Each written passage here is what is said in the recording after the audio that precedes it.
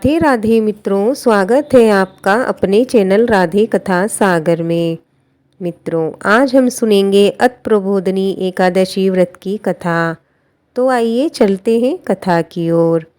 ब्रह्मा जी बोले कि हे मुनि श्रेष्ठ, अब आप पापों को नष्ट करने वाली तथा पुण्य और मुक्ति को देने वाली प्रबोधिनी एकादशी का महात्म्य सुनिए। भागीरथी गंगा तथा तीर्थ नदी, समुद्र आदि तभी तक फल देते हैं जब तक प्रबोधिनी एकादशी नहीं आती। कार्तिक मास की शुक्ल पक्ष की प्रबोधिनी एकादशी के व्रत का फल 1 सहस्त्र अश्वमेघ यज्ञ तथा 100 सूर्य यज्ञ के फल के बराबर होता है। नारद जी ने पूछा कि हे पिताजी, यह संध्या को भोजन करने से, रात्रि में भोजन करने तथा पूरे दिन उपवास करने से क्या क्या फल मिलता है, उसे आप हमें समझाइए। ब्रह्मा जी बोले कि हे नारद, एक संध्या को भोजन करने से 1 जन्म का, रात्रि में भोजन करने से 2 जन्म का तथा पूरे दिन उपवास करने से 7 जन्म के समस्त पाप नष्ट हो जाते हैं। प्रबोधिनी एकादशी के व्रत के प्रभाव से सुमेरु पर्वत के समान कठिन पाप क्षण भर मात्र में नष्ट हो जाते हैं। अनेकों पूर्व जन्म के किए हुए बुरे कर्मों को यह प्रबोधिनी एकादशी का व्रत क्षण भर में नष्ट कर देता है। जो मनुष्य अपने स्वभाव अनुसार इस प्रबोधिनी एकादशी का व्रत विधि पूर्वक करते हैं, उन्हें पूर्ण फल प्राप्त होता है। हे मुनीश्वर, जो मनुष्य श्रद्धा पूर्वक थोड़ा भी पुण्य करते हैं, उनका वह पुण्य पर्वत के समान अटल हो जाता है। जो मनुष्य हृदय के अंदर ही ऐसा ध्यान करते हैं कि प्रबोधिनी एकादशी का व्रत करूँगा या करूँगी, उनके 100 जन्म के समस्त पाप नष्ट हो जाते हैं। जो मनुष्य प्रबोधिनी एकादशी के दिन रात्रि को जागरण करते हैं, उनकी बीती हुई तथा आने वाली 10,000 पीढ़ियाँ विष्णु लोक में जाकर वास करती हैं और नरक में अनेक दुखों को भोगते हुए पितृ विष्णु लोक में जाकर सुख भोगते हैं। ब्रह्महत्या आदि महान पाप भी प्रबोधिनी एकादशी का व्रत करने से धुल जाते हैं। एकादशी के दिन रात्रि को जागरण करने का फल अश्वमेघ आदि के यज्ञों के फल से अधिक होता है। समस्त तीर्थों में जाने तथा गो, स्वर्ण, भूमि आदि के दान का फल कार्तिक मास की शुक्ल पक्ष की प्रबोधिनी एकादशी के रात्रि के जागरण के फल के बराबर होता है।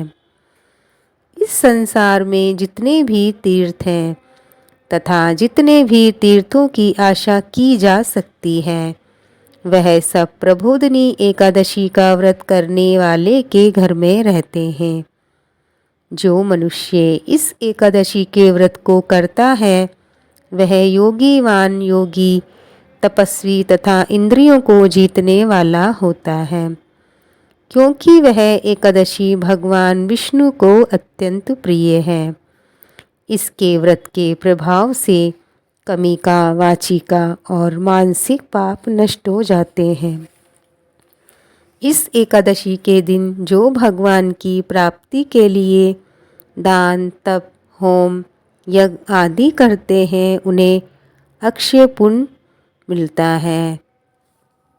प्रबोधिनी एकादशी के दिन भगवान की पूजा करने से बाल, यौवन और आने वाले समय के समस्त पाप नष्ट हो जाते हैं।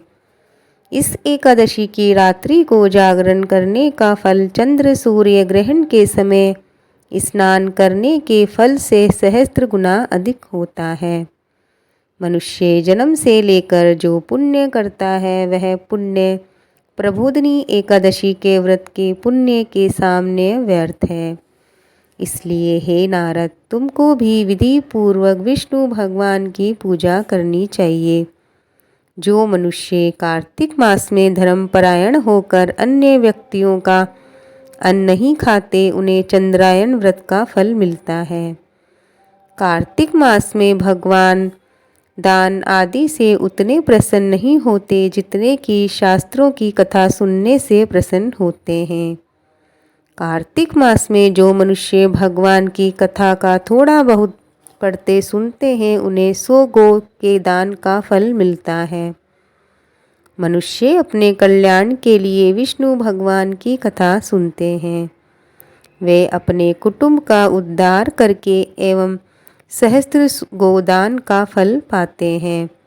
जो मनुष्य प्रबोधिनी एकादशी के दिन विष्णु भगवान की कथा सुनते हैं उन्हें 7 दीप के दान का फल मिलता है। जो मनुष्य विष्णु भगवान की भक्ति पूर्वक कथा सुनते हैं और कथा बाँचने वाले ब्राह्मण की यथाशक्ति पूजा करते हैं तथा उसे संतुष्ट करते हैं वह उत्तम लोक को जाते हैं। पर नारद जी बोले कि हे ब्रह्मा जी, अब आप एकादशी के व्रत का विधान कहिए और कैसा व्रत करने से कौन सा पुण्य मिलता है वह भी समझाइए।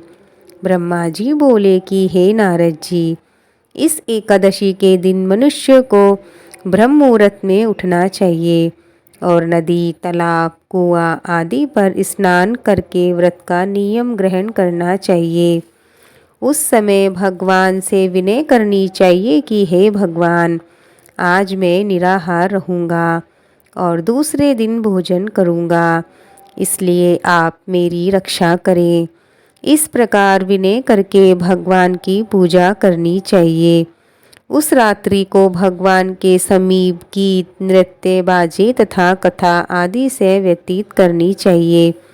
प्रबोधिनी एकादशी के दिन कृपणता को त्याग कर बहुत से पुष्प, फल, अगर, धूप आदि से भगवान की आराधना करनी चाहिए। शंख के जल से भगवान को अर्घ्य देना चाहिए। इसका समस्त तीर्थदान आदि से करोड़ गुना फल अधिक होता है। जो मनुष्य पुष्प से भगवान की पूजा करते हैं उनके सामने इंद्र भी हाथ जोड़ता है।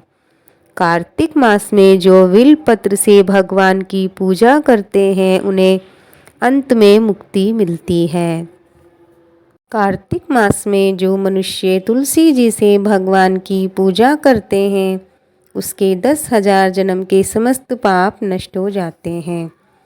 जो मनुष्य इस मास में श्री तुलसी जी के दर्शन करते हैं या छूते हैं या ध्यान करते हैं या रोपण अथवा सेवा करते हैं वे 10,000 कोटि युग तक भगवान के घर में रहते हैं। समस्त मनोकामनाओं को पूरा करने वाले भगवान कदम पुष्प को देखकर अत्यंत प्रसन्न होते हैं। यदि उनके कदम पुष्प से पूजा की जाए तो यमराज के दुखों को नहीं पाते। जो गुलाब के पुष्प से भगवान की पूजा करते हैं उन्हें मुक्ति मिलती है। जो मनुष्य बकुल और अशोक के फूलों से भगवान की पूजा करते हैं वे अत्यंत काल तक शोक से रहित होते हैं।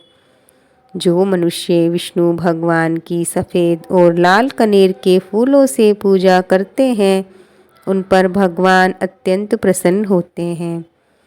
जो मनुष्य विष्णु भगवान की दुर्वादल से पूजा करते हैं वे पूजा के फल से 100 गुना फल अधिक पाते हैं।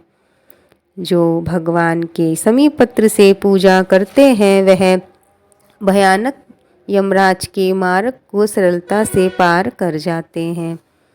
जो मनुष्य चंपक पुष्प से भगवान विष्णु की पूजा करते हैं वे आवागमन के चक्र से छूट जाते हैं। जो मनुष्य स्वर्ण का बना हुआ केतकी पुष्प भगवान को चढ़ाते हैं उनके करोड़ों जन्म के पाप धुल जाते हैं। जो मनुष्य भगवान के पीले और रक्तवर्ण कमल के सुगंधित फूलों से पूजा करते हैं उन्हें श्वेत दीप में स्थान मिलता है। इस प्रकार रात्रि में भगवान की पूजा करके प्रातःकाल शुद्ध जल की नदी में स्नान करना चाहिए। स्नान करने के पश्चात भगवान की पूजा करनी चाहिए। इसके बाद पूर्ति के लिए ब्राह्मणों को भोजन कराना चाहिए और दक्षिणा देकर मीठे वाक्यों द्वारा सभा करनी चाहिए, भजन कीर्तन करने चाहिए। इसके उपरांत भोजन, गो और दक्षिणा में गुरु की पूजा करनी चाहिए और ब्राह्मणों को बहुत सी दक्षिणा देकर नियम को छोड़ना चाहिए। ब्राह्मणों को यथाशक्ति दक्षिणा देनी चाहिए। जिस ब्राह्मण को रात्रि में भोजन कराते हैं उसे स्वर्ण सहित बेल दान करना चाहिए। जो मनुष्य यात्रा स्नान करते हैं उन्हें दही और शहद दान करना चाहिए। जो मनुष्य फल की आशा करते हैं उन्हें फल का दान करना चाहिए। तेल की जगह घी और घी की जगह दूध और अन्नों में चावल दान करना चाहिए। जो मनुष्य इस व्रत में भूमि शयन करते हैं उन्हें सब वस्तुओं सहित शैया दान करनी चाहिए। जो मौन धारण करते हैं उन्हें स्वर्ण सहित तिल दान करना चाहिए। जो मनुष्य बालों को धारण करते हैं उन्हें दर्पण दान करना चाहिए। जो मनुष्य कार्तिक मास में उपनयन धारण नहीं करते उन्हें उपनयन दान करना चाहिए। जो इस मास में नमक त्यागते हैं उन्हें शक्कर दान करनी चाहिए। जो मनुष्य नित्य प्रति देव मंदिरों में दीप जलाते हैं उन्हें स्वर्ण या तांबे के दिए को घी तथा बत्ती सहित दान करना चाहिए। जो मनुष्य चतुर्मास व्रत में किसी वस्तु को त्यागते हैं उन्हें उस दिन से पुण्य ग्रहण कर लेनी चाहिए। जो मनुष्य प्रबोधिनी एकादशी के दिन विधि पूर्वक व्रत करते हैं उन्हें अत्यंत सुख मिलता है और अंत में स्वर्ग को जाते हैं। जो मनुष्य चतुर्मास व्रत को बिना किसी विघ्न के पूरा कर देते हैं उन्हें दोबारा जन्म नहीं मिलता। जिन मनुष्यों का व्रत खंडित हो जाता है वे नरक को जाते हैं। जो मनुष्य इस एकादशी के महात्म्य को सुनता व पढ़ता है उसे अनेक गोदान का फल मिलता है। मित्रों, ये कथा यहीं पूर्ण होती है। भगवान श्री कृष्ण की कृपा आप सब पर बनी रहे। अगर आपको आज की कथा पसंद आई हो तो लाइक ज़रूर करें, कमेंट में जय श्री कृष्णा बोलें। मिलते हैं और एक नई कथा के साथ। तब तक के लिए जय श्री कृष्णा, जय श्री राधे।